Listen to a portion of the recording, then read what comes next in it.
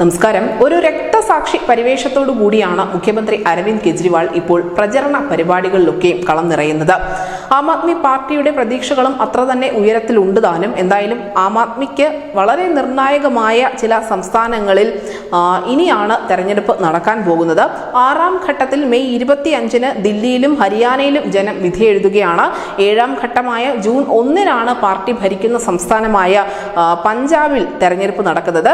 ദില്ലിയിലും ഹരിയാനയിലും INDA സഖ്യത്തിനൊപ്പമാണ് ആം Aadmi party മത്സരിക്കുന്നതെങ്കിൽ പഞ്ചാബിൽ അവർ ഒറ്റയ്ക്കാണ് മത്സരിക്കുന്നത്. അവിടെ സഖ്യമൊന്നുമില്ല. ഒരു ചെറിയ കാലഘട്ടം കൊണ്ട് തന്നെ ദേശീയ പാർട്ടിയായി ഉയരാനുള്ള മിടുക്ക് ആം ആദ്മി പാർട്ടിക്ക് ഉണ്ടായിരുന്നു എങ്കിൽ പോലും ലോക്സഭയിൽ ഇപ്പോഴും അവർക്ക് സാന്നിധ്യമില്ല.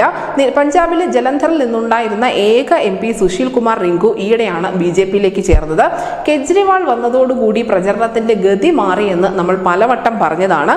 അതേസമയം 3ാം ഘട്ട തെരഞ്ഞെടുപ്പ് കഴിഞ്ഞപ്പോൾ തന്നെ പഞ്ചാബിലും ഹരിയാനയിലും ദില്ലിയിലുമൊക്കെ ആം ആദ്മി പാർട്ടിയെ തളയ്ക്കാമെന്നുള്ള വലിയ ആത്മവിശ്വാസം, അതിനുള്ള പദ്ധതികളൊക്കെയും BJP-ക്ക് മുന്നിലുണ്ടായിരുന്നു. ജയിൽ മോചനം വൈകിയത് ആം ആദ്മി പാർട്ടിയുടെ മുന്നേറ്റം ഒരു പരിധിവരെ തടഞ്ഞിട്ടുണ്ട് എന്നുകൂടി അവർ കരുതുന്നു. എന്തായാലും ഗുജറാത്ത്, അസം, ഗോവ തുടങ്ങി ഇപ്പോൾ ആം ആദ്മി പാർട്ടി വളർന്നുകൊണ്ടിരിക്കുന്ന ചില സംസ്ഥാനങ്ങളിലെ വോട്ടെടുപ്പ് ഇതിനോടകം കഴിഞ്ഞിട്ടുണ്ട്. ഈ തെരഞ്ഞെടുപ്പ് പ്രഖ്യാപനത്തിന് തൊട്ടു പിന്നാലെ തന്നെ കെജ്രിവാൾ അറസ്റ്റിലായതോടെ പാർട്ടിയുടെ മുഴുവൻ ശ്രദ്ധയും അതിലേക്കായിരുന്നു. ഒരുപക്ഷെ കെജ്രിവാൾ പുറത്തുണ്ടായിരുന്നുവെങ്കിൽ ഇതിനേക്കാൾ മികച്ച ഒരു പ്രചരണം ആം ആദ്മി പാർട്ടിക്ക് നടത്താൻ സാധിക്കുമായിരുന്നു. ദില്ലിയിലും ഹരിയാനയിലും പഞ്ചാബിലും മാത്രമല്ല, മറിച്ച് ഗുജറാത്തിലും അസമിലും ഗോവയിലും ഒക്കെ തന്നെ അരവിന്ദ് കെജ്രിവാൾ പുറത്തുണ്ടായിരുന്നുവെങ്കിൽ ഒരു ചൂൽ തരംഗം ഒരുപക്ഷെ രൂപപ്പെട്ടിരുന്നേക്കാം എന്നുള്ള ചില ചിന്തകൾ കൂടി BJP-ക്കുണ്ട്. പക്ഷേ അതൊന്നും സംഭവിച്ചിട്ടില്ല. കാരണം ജയിലിൽ നിന്നിറങ്ങിയത് വളരെ വൈകിയാണ്. അതുകൊണ്ട് തന്നെ പ്രചരണ രംഗത്തുൾപ്പെടെ ആം ആദ്മി പാർട്ടി പിന്നിലാണ് എന്ന് നമുക്ക് പറയേണ്ടി വരും. ഈ ദില്ലിയിലെ ലോക്സഭാ തെരഞ്ഞെടുപ്പ് അതിനെ വലിയ പ്രാധാന്യത്തോടു കൂടിയാണ് ആം ആദ്മി പാർട്ടി കാണുന്നത്. നമുക്കറിയാം, ലോക്സഭാ തെരഞ്ഞെടുപ്പ് മാത്രമല്ല ആം ആദ്മി പാർട്ടി ഇതിലൂടെ ലക്ഷ്യം വെക്കുന്നത്, മറിച്ച് അടുത്ത ഫെബ്രുവരിക്കുള്ളിൽ അവിടെ നിയമസഭാ തെരഞ്ഞെടുപ്പ് നടക്കാനിരിക്കുകയാണ്. അതുകൊണ്ട് തന്നെ ഈ ലോക്സഭാ തെരഞ്ഞെടുപ്പിനെ ഒരു ട്രയൽ ആയിട്ടാണ് ആം ആദ്മി പാർട്ടി കാണുന്നത്. സംസ്ഥാന ഭരണം പിടിക്കുക എന്നത് തന്നെയാണ് എല്ലാ കാലത്തും ആം ആദ്മി പാർട്ടിയുടെ ഏറ്റവും പ്രധാനപ്പെട്ട അജണ്ട എന്ന് പറയുന്നത്.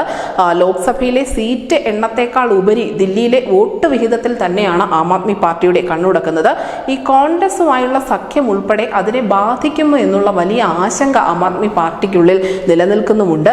അങ്ങനെ ദില്ലിയിൽ ഒരു ജീവൻ മരണ പോരാട്ടത്തിന് തന്നെയാണ് ആം ആദ്മി പാർട്ടി തയ്യാറെടുത്തുകൊണ്ടിരിക്കുന്നത്. അവരുടെ പ്രധാനപ്പെട്ട ലക്ഷ്യം എന്ന് പറയുന്നത് വോട്ട് വിഹിതം ഉയർത്തുക തന്നെയാണ്. അടുത്ത വർഷം നടക്കാനിരിക്കുന്ന നിയമസഭാ തെരഞ്ഞെടുപ്പിൽ മുന്നേറ്റം ഉണ്ടാക്കുക എന്ന് തന്നെയാണ്. അതുകൊണ്ട് തന്നെയാണ് പ്രചരണത്തിന്റെ രീതികളടക്കം ആം ആദ്മി പാർട്ടി ഇപ്പോൾ മാറ്റിപ്പിടിച്ചിരിക്കുന്നത്. News desk news India Malayalam.